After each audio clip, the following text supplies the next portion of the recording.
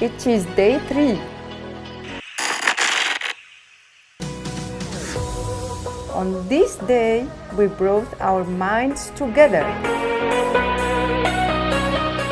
On this day, our minds overcome technological glitches. Focus, focus, focus. We live in a very different world today, so there's no need for us to do international waters projects like it was 30 years ago. So one of the things we can do is to try and take advantage of a range of new disruptive technologies that we have at our disposal. Technologies that can help us produce things better with 3D printing and robotics and different types of automation, and technologies that help us interact better through looking at ways of using our global networks to work with each other better. It was all about new practices and tools, test driving, sharing ideas. After all, this is why they call it IW Learn. This conference was amazing. I think it's a huge opportunity to learn about each brother, the different projects, the different parts of the world. A good day, manning our booth, presenting the virtual reality, providing a solution to the industrial skills gap, and too far? Too long? No, it's not too long, it's a little pain. Oh yeah. And we're employing a range of very innovative solutions to do that. One of them is virtual reality. So the same way how a pilot learns how to fly a plane, for us, water managers learn how to operate a wastewater treatment plant. In a clinic, everyone has a chance to speak and to learn. When it comes to networking, it is all about getting the news out. That means communicating your project's results. The conference has been a great opportunity to demonstrate the model that we use in the Global Marine Commodities project.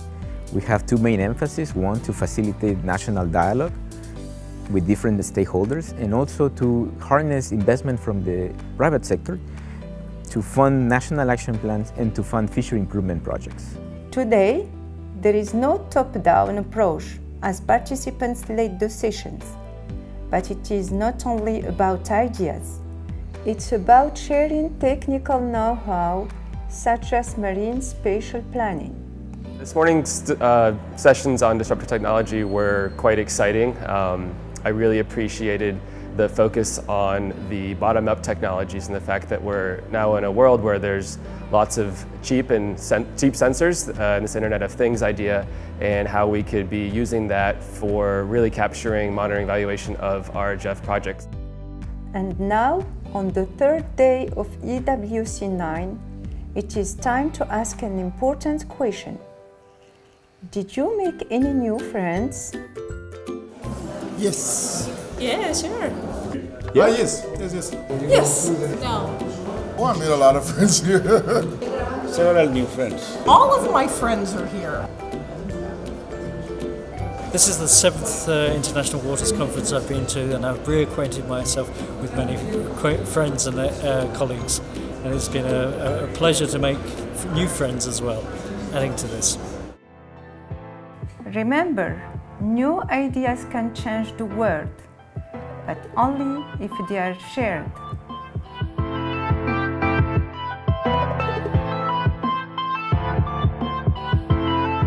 We learned that there's a lot of data sets out there, and now the question is, how do we use that to inform our projects and better decision making? Today was extremely interesting because it was really focused on supporting the projects and all the participants. The breakout groups. There was a fantastic session on economic valuation, which had tremendous feedback, and everybody wanted more information. So that was really valuable. There were a number of exciting presentations today, but the key item of today was the clinics. Ready, set, go. So today we had... Look at me. Today we had clinics. Bump the camera. And start from the beginning again. Bump the camera. And for the fisheries clinic, we even had a game which was very entertaining and kept us, engaged. So it was a very productive day. Thank you. Okay, folks, today is the last day and we want a very good result. This is our chance to determine future trajectories that will make our home, planet Earth, a better place. So, let's get into gear and find those solutions for sustainability.